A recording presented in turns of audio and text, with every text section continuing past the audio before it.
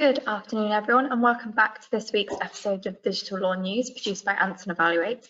I'm Amelia Davies, an apprentice solicitor at Digital Law UK.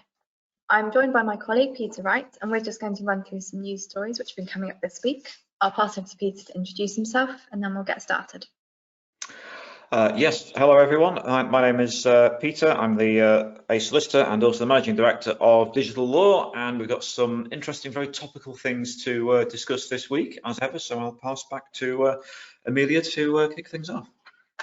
Thanks, Peter. So our first story today is looking at phishing. So the average financial cost of romance fraud being conducted through social media apps such as Facebook, Tinder, and Plenty of Fish is estimated at £6,100 per victim, according to a recent report by TSB Bank. And so, whilst all age groups are obviously susceptible to romance fraud, the average age of victims is 47, with women on average losing £6,300 compared to the sort of lesser figure from men, which is £4,600. And this is very topical, like Peter said. So a recent documentary that aired on Netflix was based on the Tinder swindler, and this highlights the example of social media apps and how they can be used for romance fraud. I'll pass over to Peter to continue with this. Yeah, thanks, Amelia. I mean, this is an interesting extension of the traditional catfishing that we know takes place on social media. So you only have to look at the self-called program Catfish on MTV to see where people sometimes enter into relationships with other people online that they may think are romantic, and yet you find out that the person you've been communicating with doesn't look like the photo, and indeed may share absolutely no similarities with the online persona that they've built up. That, of course, usually there is focusing on the emotional blackmail and manipulation element there, whereas here we are, of course, talking about more conventional fraud for profit, which is what we're seeing in this instance. So yeah, you've got the reference there to the Tinder swindler, and there's a lot of documentary evidence out there sort of going into details on this. It's interesting that a financial service institution like TSB has picked this up. That's because very often it's the financial services institutions, the banks, the credit cards that are involved in chasing these things up when it turns out sometimes that payments have been made. And then it turns out that it wasn't perhaps on the basis that the person who made the payment originally understood, which is a reason always, of course, to be obviously incredibly careful when making payments, particularly, to be honest, if you're carrying out any e-commerce online, buying anything, let alone if you're then sending it to individuals. But it's a matter of certainly try and use a credit card to have some protection against using the Consumer Credit Act, but that of course only means if you're a consumer. So if you're buying goods, always use a credit card, at least you're protected there rather than it going straight out from as a debit payment from your bank. But of course, in this instance, there's comparatively little protection that the Consumer Credit Act can give. So the guidance there is report it to action fraud, but of course be mindful of the fact that action fraud itself isn't particularly effective, and all it generally does is give you a crime reference number, and it's not going to, in reality, really carry out much in the way of practical enforcement. So it's a matter really as well of, unfortunately, just this being flagged up at a certain time of year. It was, of course, Valentine's Day this week, so a lovely story to be shared in the week of romance, or not, as the case may be. Thanks, Peter. So our next story is sort of a revisit to a point that we've made before. So this is looking at AirTags. So as sort of a recap, we had looked at how AirTags are being used for beyond their purposes. So we'd discussed how they had been attached to cars to potentially track them to be stolen, as well as put on people. There was the case of the swimwear model that was being stalked using an AirTag. And so obviously Apple faced a lot of backlash from this. And so Apple have been kind of trying to figure out a way to change the usage of the AirTags. And as part of the changes that they're hoping to make, Apple have said that every user setting up their AirTag for the first time will see a message warning that using the device to track people without their consent is a crime. And I mean, while that's all well and good, people can very easily just ignore that. And there's also the fact that people would be warned of unwanted tracking by an AirTag, where users of iPhone the 11, 12 and 13, they'll be able to use kind of precision finding to see the distance and direction of the unknown AirTag. But I mean, that's all well and good. Again, if you've got an Apple product, what happens to the Android users? So I'll pass over to Peter to continue going through this. Thank you very much indeed, Amelia. I mean, this is a interesting reflection here. I thought it was a very sad story when we first covered it a few weeks back, because it was, you know, what should be a piece of technology that makes life easier. You know, no longer are you going to be running around looking for your car keys, wallet, phone, because you could use an AirTag. Instead, that technology is then used for nefarious purposes. It's the human race. What a surprise, but rather a sad reality, I suppose, to have to deal with. So here we have some countermeasures that Apple are introducing. So the idea is that a phone that might find itself close by an AirTag, that phone will be notified that the AirTag was present. You've also got, which wasn't the case before, it would just be the one AirTag, the one phone or device that the AirTag was synced with would be able to get that information. So you've got, they're not quite as secret, these devices, as they might otherwise have been. And also the fact that the noise that an AirTag emits after it's been out of range for a period of hours, there were worries that AirTags were being sold with that sound feature disabled, so therefore they could sort of sit there silently. But now the idea is that when a sound is triggered, and it's that AirTag is near another third-party Apple device, then that Apple device will also show that the AirTag is nearby. So in theory, getting around these instances of spying that we've seen so far. Regrettably, though, as fast as you sort of try and play whack-a-mole and make these things more difficult to abuse, you sometimes find that human ingenuity gets around that quite quickly. So let's see, are these carefully thought through measures that will resolve the problem, or will it continue to will these things continue to be used as tools to undertake surveillance and potentially take advantage of people who are vulnerable or in a vulnerable situation and don't even know it? So this will probably again be something that we come back to, but interesting to see Apple is at least taking it seriously, but whether these measures are going to be effective, that's the bit we'll have to find out. Precisely, and I think as well, one of the key points to add is throughout this entire story, there is mention of, Apple products will be able to recognize this, but Apple products only make up a certain amount of the market. And when we're looking at kind of Android users, there doesn't seem to be any sort of changes made to kind of support them. So it'd be very interesting to see how this does actually progress to make sure that, the whole stalking and unknown sort of side of it can actually be discovered. Yeah, it's that whole Steve Jobs, Apple as the closed network. So it's saying, well, if you're an Apple user, you'll be okay. Right, well, what about the majority of people who are not Apple users? That's a very, very good point to me. Very, very good point.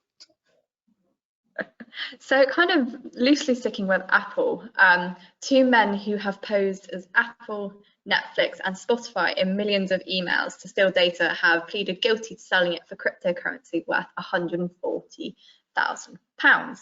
So these particular suspects stole information relating to at least 64,000 credit cards, 24,000 Apple IDs via a number of phishing campaigns. And so these two guys admitted selling the data at Liverpool Crown Court this week. And while a lot of the times on this podcast we do talk about people stealing data and it's always kind of ransomware attacks, and there's no one's kind of pin the tail on the donkey and say you did it, but these two have actually faced, one had a jail sentence for 40 months while another got a 2-year term suspended for 2 years. And so this is a bit of kind of tangible retribution here that has been displayed. I'll pass on to Peter to continue. Yeah, thanks, Amelia. I mean, this is a funny one. It's saying that there are penalties here. So the one individual's got that 40-month sentence, the other one's got a suspended sentence plus 20-day rehab and 100 hours of unpaid community work. And turns out that this has been the Northwest Regional Organised Crime Unit, which is responsible for the investigations, to be able to actually follow up on these large-scale phishing attacks that have been perpetrated. So at least they have actually been caught. But you can imagine the huge amount of work that it would have taken to actually investigate this, and you actually wonder if a 40-month sentence at the end of it, bearing in mind 40 months means that you're out on half that time on license. So that means, you know, just over a year and a half, and one of the defendants then will be out, whereas the other one it's suspended and please don't do it again.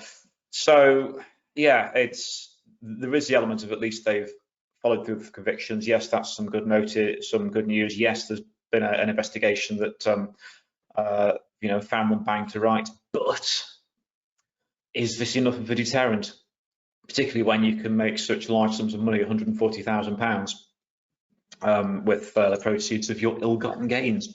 So good to see that it's in a step in the right direction. But is this also an example of, you know, okay, they've caught these two on this occasion who, for whatever reason, unfortunately got caught, but what happens to the far bigger numbers out there that never get caught and are never investigated? Precisely. It'll be interesting to see kind of what else sort of comes out the woodwork from this, because if the Northwest Regional Organised Crime Unit are tackling this, in some ways, although, like you say, we have seen some 2 individuals convicted, it does seem like there might be some bigger fish to fry here, because I mean, they stole cryptocurrency worth 140 million, and if you listened to last week's podcast, we were talking about millions and even billions in some cases of cryptocurrency being used for nefarious purposes. So it'd be interesting to see whether their kind of crime unit's focus shifts from the smaller fish to the big ones. Indeed. So our next story today, I know that Peter, when we were going through this, you did laugh when I put this story on there. So we'll be looking at Colleen Rooney and Rebecca Vardy's kind of ongoing legal battle. So Colleen Rooney has been refused permission to bring a High Court claim against Rebecca Vardy's agent, and this is kind of a part of a legal battle between footballers' wives over online posts. And so Mrs. Rooney was trying to bring a claim against Caroline Watts, who is the agent, for misuse of private information as part of her case against Mrs. Vardy. And so this file broke out back in 2019, where fake stories have been leaked to newspapers. And although there was go ahead for Mrs. Rooney to amend kind of cases to include allegations through Mrs. Watts, it's just kind of ongoing here. And I thought we couldn't go today's news without mentioning the fact that there has also been kind of permission for disclosure of WhatsApp messages, and I think, given that all of this is taking place over the internet, we can't not mention it. Peter, you can hear Peter laughing in the back. Well, yeah, I think with this, are we stretching our definition of law and technology news to its breaking point? Obviously, we are looking here at a court case, an ongoing court case. And yes, we're talking about evidence that is online. So it's with regards to the use and manipulation of those Instagram posts and the leaking of information on those posts. And in this instance, Colleen Rooney was wanting to add on Rebecca Vardy's agent to make them a party to these proceedings, and the court has said, no, you can't do that. But there has been permission for the disclosure of WhatsApp messages between Rebecca Vardy and her agent during that relevant period. So ultimately, Rooney is suing for libel based on comments and things made by Rebecca Vardy. There's now some quite lurid headlines out there in terms of what Vardy has said about Rooney on those WhatsApp posts. And this is just going to, I'm afraid, run and run and run. I mean, it's interesting that Rooney has had to pay £65,000 to Watts legal costs in having been involved in this litigation as a party. that will be the tip of the iceberg in terms of the costs that both parties have already incurred on this, and the costs for both parties will probably end up dwarfing any actual awards that are made for liable or not at the end of the case. This is the sort of litigation that would not be going anywhere were it not for the incredibly deep pockets of the parties involved. And I hate to say it, but also the litigation like this is usually pushed towards a settlement rather than actually finding itself in a hearing in open court because of the sheer expense involved. But in this instance, I'm afraid that the lawyers will be doing rather well out of it. They'll be making an awful lot of money, an awful lot of time being spent, and an awful lot of legal costs on all sides, and two parties who are implacably opposed to settling or making a concession in any way, shape or form to the other side. So we will see, as I say, this is going to be a source of rumour, intrigue, tabloid headlines for many months to come. We'll have to see if we end up referring to it again. It will probably be because we've got more information with regards to, as I say, the fact that you can make an argument this is a law and technology story, but it's also a story rooted in the world of footballers' wives, and it's not a sports podcast, and my knowledge of football can probably be easily put together on the back of a postage stamp. So we'll have to look at the context in terms of where this case goes. Thanks, Peter.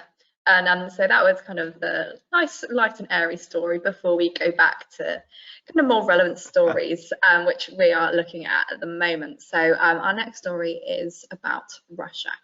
So new analysis suggests that 74% of all money made through ransomware attacks in 2021 went to Russia-linked hackers. So researchers say that more than 400 million worth of cryptocurrency payments went to groups highly likely to be affiliated with Russia. And so Russia has denied accusations it's harboring cyber criminals, but I mean, we have seen many attacks, even in this year alone, which have seemed to be affiliated with Russian hackers. Chain Analysis, which carried out the research, said it was able to follow the flow of money to and from digital wallets of known hacking groups using public blockchain transaction records. And so these analysts say they know which hacking groups are Russian because they display various characteristics. So these characteristics can look like ransomware code, which is written to prevent it from damaging files if it detects victims' computers are located in Russia or a CIS country. The gang operates in Russia on Russian-speaking forums, or the gang is linked to Evil Corp, an alleged cybercrime group wanted by the US. I'll pass on to Peter to continue with this.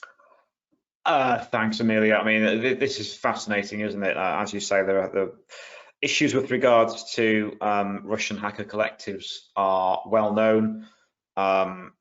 The Russian government has said, these have nothing to do with us, we aren't supporting them, nothing to do with us, nothing to see here. But the point has been made diplomatically by more than one other country to say, okay, you may not be officially supporting or endorsing the work of these cyber hacking cells, but you are certainly creating an environment that allows them to flourish, seemingly unimpeded by any regulation or enforcement. Certainly they aren't worrying about enforcement like we just read about in the story with the convictions of the two fraudsters. There appears to be no attempt at all to crack down on the activities of these hacking collectives, which are clearly earning significant volumes of currency, whether that be in cryptocurrency or anything else. It's bringing money into Russia. And that seems to be a good thing as far as the Russian government is concerned. I think it's interesting here that the point is though, what's the evidence then that it is Russian hacking collectives, and that's quite conclusive evidence there. The fact the code is written so as not to damage files if they are on machines that are located in Russia or a CIS country. What a coincidence. What does that suggest? The fact that they're operating on Russian-speaking forums, etc. I mean, that's all pretty convincing, isn't it? To suggest, why would you go and exclude devices in Russia or the CIS if that wasn't where the attacks were originating from in the first place? So you know, if it's a false flag operation, it's difficult to see. You know, if you were located outside of Russia, why would you be looking to not actually take advantage of any targets within Russia and the CIS? That's the difficult thing to justify here. And in the meantime, we have these huge sums of cryptocurrency being involved, with suggesting that it says 74% of all money from ransomware is being shoveled through to Russian hackers. Thanks, Peter.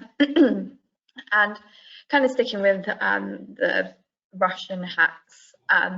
So the Ukrainian Ministry of Defense has suffered a cyber attack that took his website down and crashed 2 Ukrainian banks.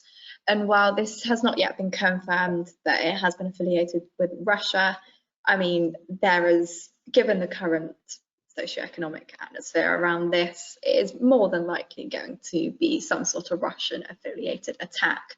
So in a tweet, the Ukrainian Ministry of Defense said that it was a victim of a distributed denial of service, and it was working to resume normal working order. Simultaneously, private bank and another bank, I can't even say the name of this one, faced a massive DDoS attack that stopped customers accessing their payments and balance inquiries online. However, the bank said that there was no threat to the funds. This outage lasted for a few hours before the banks came back online. But this is just another story that suggests that targeting critical infrastructure is the new way of kind of hacking and causing disturbances in a country. Exactly. Thanks, Amelia. That is indeed the point here. No single shot has been fired yet in hostilities between Russia and Ukraine, but Russia is certainly showing the vulnerability of key parts of the Ukrainian infrastructure to hacking that, if it isn't actually sponsored by the Russian state, appears, as you'll note from the previous story, to be undertaken by collectives based within the geographical borders of Russia, and they are acting with impunity. And the fact that then it's, of course, focusing on these agencies and parts of the Ukrainian government kind of suggests it would be the Russian government asking them or requesting or forcing them to undertake these attacks against those key pieces of Ukrainian infrastructure. But I think broadly as well, this is symptomatic of the sort of economic war that is being waged here.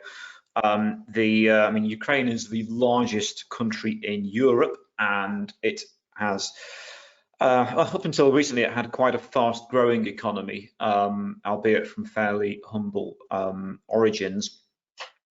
But in the course of the last few months, there has been a significant flight of capital from institutions and markets based in Ukraine. You know, investors who did have interests there are, of course, taking fright at the idea of the country being invaded and not having security, and therefore the Ukrainian President Zelensky has made the point that his country is starting to suffer due to the effects of this instability. Because of course this is meaning that Ukraine's position on the financial markets is becoming increasingly unstable, and it's not currently a rosy place where investors would think, yes, I can go and invest a few million in a factory there or in a venture, because you'd be worried that Russia could turn around at any moment and you could lose your investment. So it's kind of showed at the moment that a significant amount of damage has been sustained by the Ukrainian economy, which in turn will mean the Ukrainian government will have less money to go and buy arms, which it's been doing in significant amounts at the moment from some of the countries in the EU and indeed the UK and the US, because they've been trying rapidly to mobilise their armed forces to try and face off the threat that they're facing from across the border. So, you know, damage is being done here, as I say, without even a single Russian Russian soldier's boot having stepped across the border. And the moment it looks like this, I mean, this could carry on for weeks and months yet.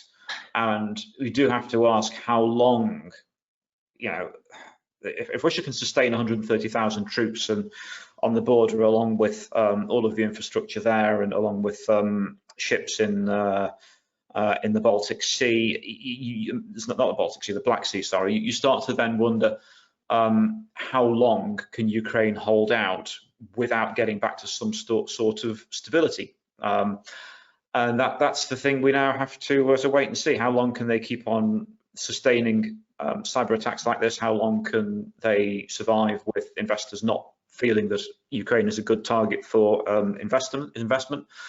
That's going to be the question now. If Russia decides to dig in for another 6 months, yeah, how long can Ukraine carry on? That will be the question. I think it's worth mentioning here as well that this is not the first cyber attack Ukraine has faced this year. This is the second kind of government organisation that has been hacked this year in Ukraine. If, like you say, Peter, it'd be interesting to see how kind of Ukraine responds for the rest of the year, because despite the obvious threat on the border, that this is the second attack that we know of and that has been reported that have affected Ukraine, and we're only in the middle of February here. We have indeed. barely completed 2 months. Indeed, and a bit of context as well. I mean, it's not the first time this year, and it's not the first time in the last decade either that Ukraine has faced cyber attacks. Most famously and notoriously, the NotPetya piece of ransomware spread around the globe in 2017. But that began and originated from the Donbass, which is the eastern Russian-occupied area of Ukraine. And that piece of ransomware, which was originally targeted again at Ukrainian, I think it was infrastructure related to power stations and generation, but it quickly went through networks around the world, and it took down law firms' systems that ended up being hit and were inaccessible. Car manufacturers, I think it was the Renault-Nissan group that was affected, but other organisations were affected by this as well. And when those systems found that those organisations found their systems were locked and they were unable to access them, it took them weeks or months to be able to actually return to something close to normality. If you then choose to sort of dig in, not pay the ransom, and try and restore your systems from a ransomware that in effect rendered every single device, laptop, desktop it came into contact with, just rendered it into a lump of plastic and rare metals, and then you had to sort of start all over again with installing operating systems and bringing systems back online from a position of total shutdown. So you know, the point there is that Ukraine has been a bit of a punch bag for these sorts of attacks in recent years, and all it looks like at the moment is that the pace of them is accelerating. Thanks, Peter. So that was our last news story for the day. A big thank you to Anson Evaluate for helping to produce this webinar, and we'll be back not next week. Next week you need to look out for a blog post about the Tinder swindler. So I believe, Peter, do you want to take over what you'll be doing next week instead of doing the podcast? Yes, so we are going to be in Prague, working with the European Law Students Association, delivering some sessions on areas such as spear phishing, delivering support there, even doing a workshop on what it looks like when an organisation is hit by a spear phishing attack and how you would notionally respond to that. So it will be interesting to see what the students come up with during that. And then one of my colleagues is also delivering sessions on cryptocurrency and NFTs. So be quite an intensive day for the students dealing with all of that, and also be a good opportunity to catch up with a lot of friends, colleagues in Prague and the Czech Republic as well. So very much looking forward to that, and the first piece of business-related travel we've had back to Prague, which we always used to go to every year, but the first time we've been back since the pandemic, of course. So we hope that there won't be particularly too much of an impact from any continuing pandemic restrictions there. We will find out next week. Thanks, Peter. So just a reminder that these episodes are available on our website, our YouTube channel, podcast channels as well, such as Spotify and Apple Music. Thank you for listening, and we will hopefully see you again soon.